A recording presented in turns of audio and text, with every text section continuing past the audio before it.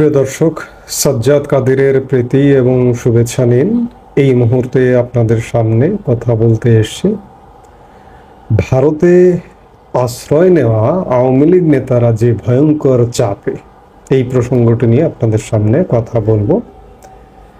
প্রসঙ্গটি সামনে আনলাম বা আমি আমার নিজে থেকে নয়, আমার কদিন ধরে মনেও হচ্ছিল, কিন্তু আজকে বাংলাদেশের একটি জাতীয় দৈনিক দেশ রূপান্তর একটি খবর দিয়েছে, একটা সংবাদ রিপোর্ট করেছে। সেটি হচ্ছে যে ভয়ানক চাপে ভারতে আশ্রিত আওয়ামী লীগাররা।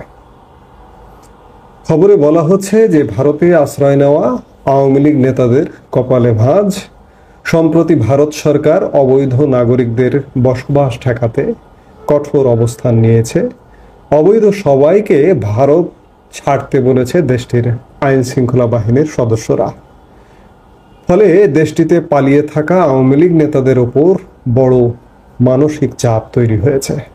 বিভিন্ন অঙ্গরাজ্য থেকে অবৈধ বসবাসকারী বাংলাদেশিদের আটক করে পুশব্যাক করছে ভারত। এ পুশব্যাকে আওয়ামী লীগের নেতাকর্মীরা এখনো না পড়লেও স্বল্প সময়ের মধ্যেই তাদের ওপর এ খড়গ নেমে আসবে বলে জানা গেছে। সংবাদ মাধ্যমটি এমন খবর দিয়েছে। আমি কয়েকদিন ধরে ভাবছি, বিশেষ করে ভারত পাকিস্তান যুদ্ধের আবহে পহেলগাঁও হামলা হলো গত মাসের 22 এপ্রিল। এই হামলার পরে ভারত যে পদক্ষেপগুলো নিয়েছে, বিশেষ করে পাকিস্তানের বিরুদ্ধে, যে পাকিস্তানি নাগরিকদের ভিসা বাতিল এবং একই সাথে অবৈধভাবে যদি বসবাস করে থাকেন ত্যাগ করতে বলেছিল, নইলে ভারত আইনগত ব্যবস্থা যাবে। ভারত পাকিস্তান তিক্ত সম্পর্ক আমরা জানি, এটা বহু আগের সম্পর্ক, কিন্তু সাম্প্রতিক সময়ে যুদ্ধের মতো পরিস্থিতিতে উপনীত হয়েছে দুই দেশ। কিন্তু বাংলাদেশের সাথে ভারতের সম্পর্ক কেমন? গত 9 মাস কেমন?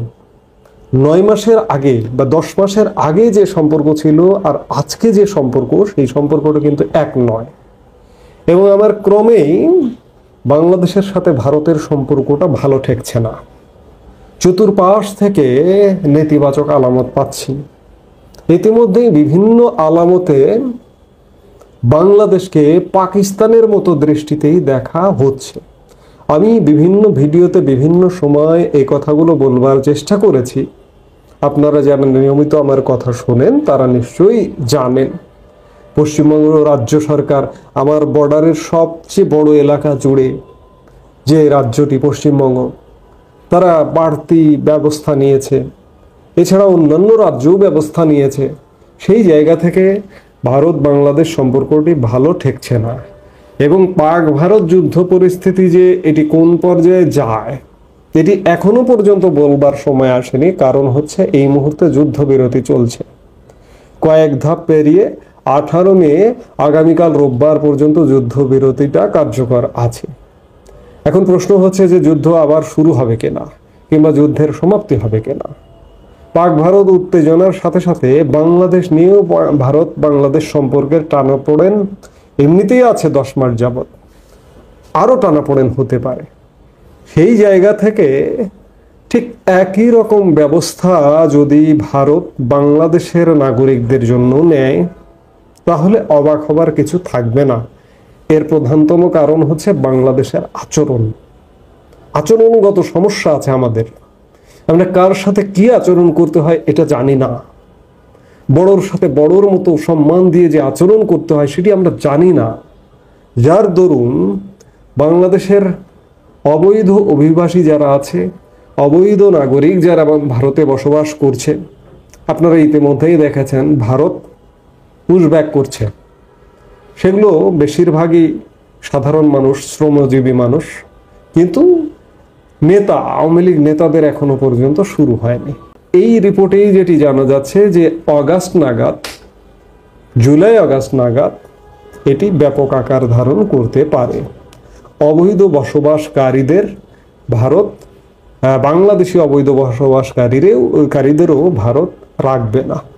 কারণ ইতিমধ্যেই আওয়ামী লীগের নেতাকর্মী যারা ভারতে অবস্থান করছেন সংখ্যাটি বিপুল। বলা হচ্ছে প্রায় পশ্চিমবঙ্গ, আসাম, ত্রিপুরা, মেঘালয় বিভিন্ন জায়গা মিলিয়ে প্রায় সারা দেশের নেতাকর্মী, কেন্দ্রীয় নেতাকর্মী থেকে শুরু করে সারা দেশের নেতাকর্মী মিলিয়ে প্রায় 1.5 লক্ষের মতো মানুষ বসবাস করছে।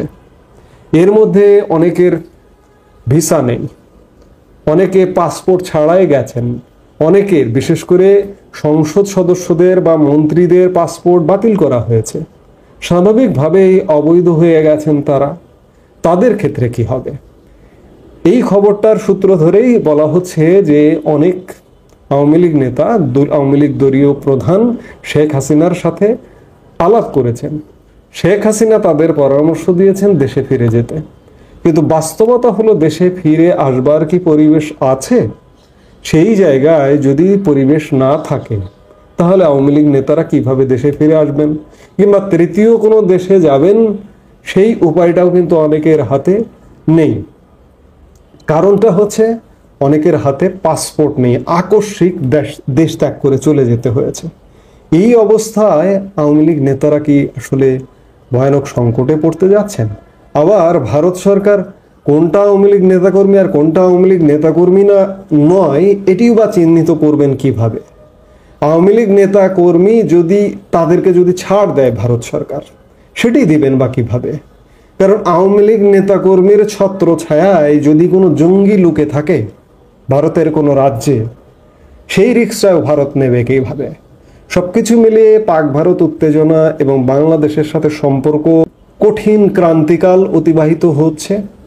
এখন দেখার বিষয় যে সামনের দিনগুলোতে ভারতে আশ্রয় নেওয়া আওয়ামী লীগ নেতাদের ভাগ্যে কি ঘটতে পারে। আবার অনেকে এমনও হতে পারে যে দেশে ফেরা তাদের জন্য জীবন হুমকির মুখে পড়তে পারে। সেই জায়গায় ভারত সরকার যদি তাদেরকে অ্যারেস্ট করে অবৈধ অভিবাসী হিসেবে, তারা হয়তো এটিও বরণ করে নিতে পারেন যে ভারতের জেলে আশ্রয় নেবেন। তবুও এই মুহূর্তে বাংলাদেশে আসা তাদের জন্য কঠিন ব্যাপার। আপনাদের মনে আছে নিশ্চয়ই বিএনপির স্থায়ী কমিটির সদস্য সালাউদ্দিন আহমেদ, তিনি ভারতে অবৈধভাবে প্রবেশ করেছিলেন এবং ভারত সরকার কর্তৃক তিনি কিন্তু অ্যারেস্ট হয়েছিলেন এবং অ্যারেস্ট হবার পরে নানা রকম আইনি জটিলতা পেরিয়ে তিনি আজকে মুক্ত বাতাসে বাংলাদেশে ঘুরে বেড়াচ্ছেন। ঠিক তেমনই আওয়ামী লীগ নেতা কর্মীদের ক্ষেত্রেও কিন্তু এমনটা হতে পারে যে বাংলাদেশে এসে মৃত্যুর মুখে পড়ার চাইতে ভারতেই হয়তো স্বেচ্ছায় অ্যারেস্ট হয়ে যাবেন অনেকে, এমনটা হতে পারে। কিংবা ভারত সরকার শেষ পর্যন্ত বাংলাদেশের এই বিপদগ্রস্ত নাগরিকদের জন্য কড়াকড়ি আরোপ করে কিনা সেটিও একটা বিষয়। সেটি দেখবার জন্য আমাদের সামনের দিনগুলোতে অপেক্ষা করতে হবে। এই মুহূর্তে এ পর্যন্ত। সবাই ভালো থাকুন, সুস্থ থাকুন।